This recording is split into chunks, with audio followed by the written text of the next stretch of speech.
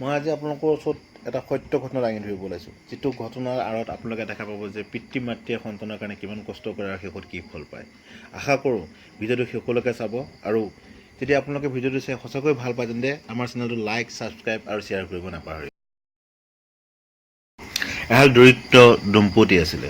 তেওঁলোকৰ জীৱনটো যেন অভিশাপ। তেওঁলোকে জীৱনটো জীয়াই থাকিবৰ কাৰণে প্ৰত্যেকটো মুহূৰ্তত কঠোৰ পৰিশ্ৰম অৰ্থাৎ জীৱনৰ সৈতে যুঁজত অৱতীৰ্ণ হ'ব লগা হৈছিলে। তেওঁলোকৰ জীৱনত তেনে অৱস্থাতে আহিলে এটা পুত্ৰ সন্তান, যাক লৈ তেওঁলোকে বহুতো জল্পনা কল্পনা। তেওঁলোকে চিন্তা কৰিলে, তেওঁলোকে পৰিকল্পনা কৰিলে যে এই পুত্ৰ সন্তানক তেওঁলোকে এটা সুন্দৰ জীৱন দিব। গতিকে এই পুত্ৰ সন্তানটোক সুন্দৰ জীৱন দিবৰ কাৰণে তেওঁলোকে যি কষ্ট কৰিব লাগে, যিখিনি কৰিব লাগে গোটেইখিনি কৰিবলৈ তেওঁলোকে কোনোদিনে অৱহেলা নকৰে। তেওঁলোকে নিজৰ দেহ মাটি কৰি, ঘাম মাটিত পেলাই সকলো ধৰণৰ কষ্ট কৰি নিজৰ পুত্ৰ সন্তানক পোহপাল দিয়াত লাগিলে। লাহে লাহে সন্তানটো ডাঙৰ হৈ আহিলে। সন্তানটোৱে শিক্ষাগত অৰ্হতা লাভ কৰিবলৈ ল'লে। এদিন গৈ সন্তানটোৱে শিক্ষাগত অৰ্হতা লাভ কৰিলে, অৰ্থাৎ শিক্ষিত জীৱনত তেওঁ সফলতা অৰ্জন কৰিলে। সেইদিনা নিজৰ পিতৃ মাতৃয়ে ভাবিলে, সেই দম্পতীহালে ভাবিলে যে হ'ল আৰু জীৱনত দুখৰ দিন পাৰ হ'ল। আমি দেখা সপোনবোৰে এতিয়া ৰং লৈছে। আমি যি সপোন দেখিছিলোঁ সেই এটা ঋথকত পৰিণত হৈছে। আমাৰ ল'ৰা শিক্ষিত হ'ল, কৰ্ম কৰিব, কৰ্ম অনুষ্ঠানত যোগ দিব, আমাক চাব। ল'ৰাটোৱে সেইদৰে শিক্ষা অৰ্জন কৰাৰ পিছত কৰ্মক্ষেত্ৰৰ কাৰণে আগবাঢ়ি গ'ল। তেওঁ কৰ্মক্ষেত্ৰত অৱতীৰ্ণ হ'ল, নতুন কৰ্ম ল'লে। কৰ্মটো তেওঁ দিনে দিনে পদোন্নতি হ'ল, সফলতাৰ শীৰ্ষত তেওঁ আগবাঢ়ি। ল'ৰাটোৱে এদিন ভাবিলে যে মোৰ দক্ষতাটো বহুত বেছি, মই ইয়াত থাকি মোৰ সম্পূৰ্ণ দক্ষতা প্ৰকাশ কৰিব নোৱাৰিম। মই এনেকুৱা এটা স্থান পাব বিচাৰোঁ যিটো স্থানত নিজৰ মাক বাপেকে মোক লৈ তুলনা কৰে নিজৰ সন্তানক। নিজৰ মাক বাপেকে যাতে কয় নিজৰ সন্তানক চা তাৰ নিচিনা হ'ব।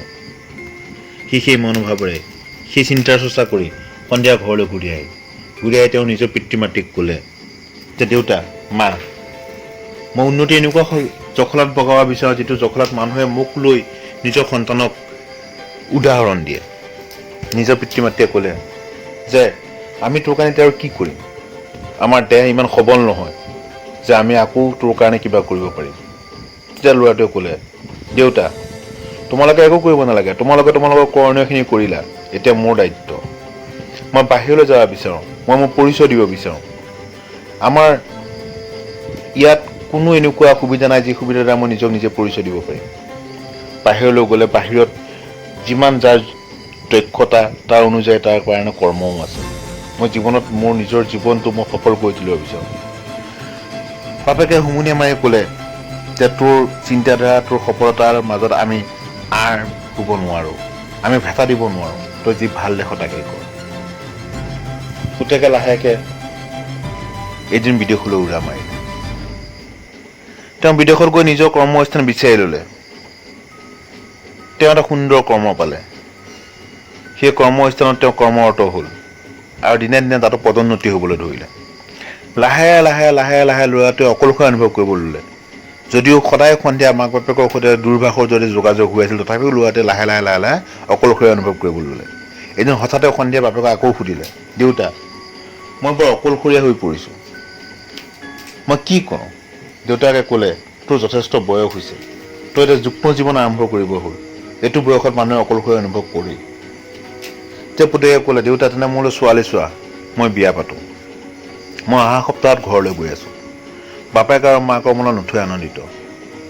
নিজৰ অচল দেহা অৱস্থা, হাজাৰ বিপদ নেওচিও তেওঁলোকে ল'ৰাটোৰ কাৰণে ছোৱালী চোৱাত লাগিলে।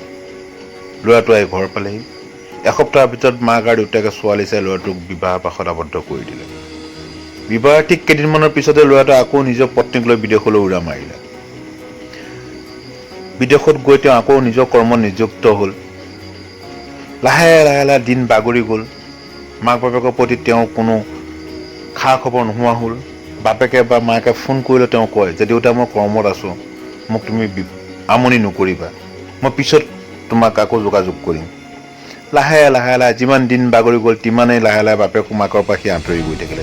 নিজৰ কৰ্মজীৱনত তেওঁ এনেকৈ সোমাই পৰিল যে তেওঁৰ কাৰণে না মাক না দেউতাৰ কিবা মূল্য আছিলে। এইফালে মাক দেউতাক দুজন আলৰ বুঢ়া হৈ আহিলে। ইজনে সিজনক সহায় দিয়াৰ বাবে আন কোনো উপায় নাছিলে। এবেলা এমুঠি খাবৰ কাৰণে আকৌ যুঁজিব লগা হ'ল। এইদৰে জীৱনত যুঁজি যুঁজি আগবাঢ়ি তেওঁলোক গৈ আছিলে, কিন্তু হঠাতে এনেকুৱা হ'ল তেওঁলোক দুয়োজন নৰিয়াত পৰিলে। ইজনে আনজনৰ কাৰণে এটুকুৰা পানী যোগতাই দিব নোৱাৰা হ'ল। তেনেকৈ নৰিয়াত পৰি পৰি তেওঁলোক দুজনে এই পৃথিৱীৰ পৰা এদিন বিদায় ল'লে। মাক দেউতাকৰ মৃত্যুৰ পিছত গাঁৱৰ ৰাইজে ল'ৰাটোক ফোন কৰি ক'লে যে তোৰ মা দেউতাই এই পৃথিৱীত আৰু নাই। কিন্তু ল'ৰাটোৱে নিজৰ কৰ্মক্ষেত্ৰৰ পৰা ছুটি নোপোৱাৰ কাৰণে তেওঁ নিজৰ মাক দেউতাকৰ ওচৰলৈ আহিব নোৱাৰিলে। কিন্তু গাঁৱৰ ৰাইজে ল'ৰাটোৰ কাৰণে অপেক্ষা নকৰি মাক দেউতাকৰ দাহ যজ্ঞ সম্পূৰ্ণ কৰিলে। এনেকৈ দিন বাগৰি গ'ল। সি নিজৰ কৰ্মস্থানত অধিক মনোযোগ দিলে।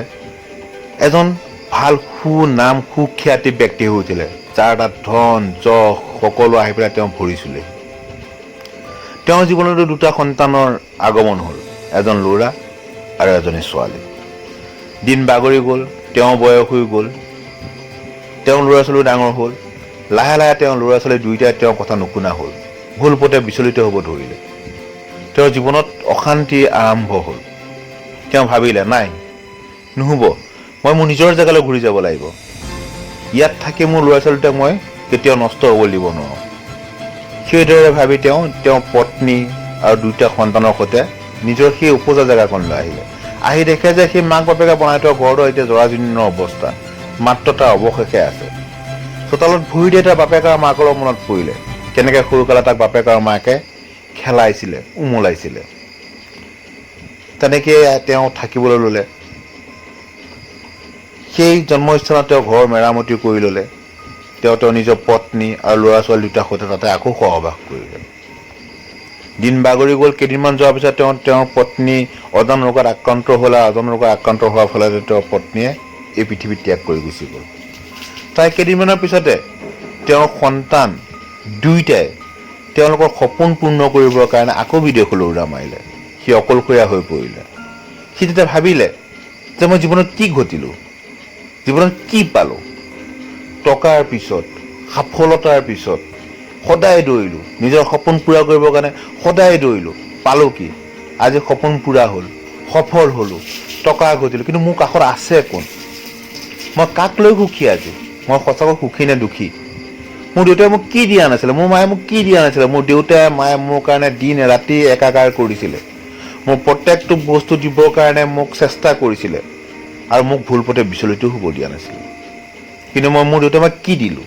এটা অকলশৰীয়া জীৱন, বৃদ্ধ বয়সত মোৰ সহায় নোহোৱা জীৱন। কেনেকৈ চাগৈ তেওঁলোকে কষ্ট কৰিছিলে, কেনেকৈ চাগৈ তেওঁ সেই বৃদ্ধ অৱস্থাটো পাৰ কৰিছিলে। কিন্তু সি এতিয়া অনুতপ্ত। কিন্তু সি অনুতপ্ত হৈও লাভ নাই, কাৰণ সি এই অনুতপ্ত তেওঁ কাৰোবাক প্ৰকাশ কৰিবলৈ তেওঁৰ কাষত এতিয়া কোনো নাই। নাই মাক আছে, নাই বাপেক আছে। কি পেলাই যে সি নিজৰ ভৌতিক সুখৰ পিছত দৌৰি দৌৰি, নিজৰ সপোনৰ পিছত দৌৰি দৌৰি সি জানো সফল ব্যক্তি হ'ল?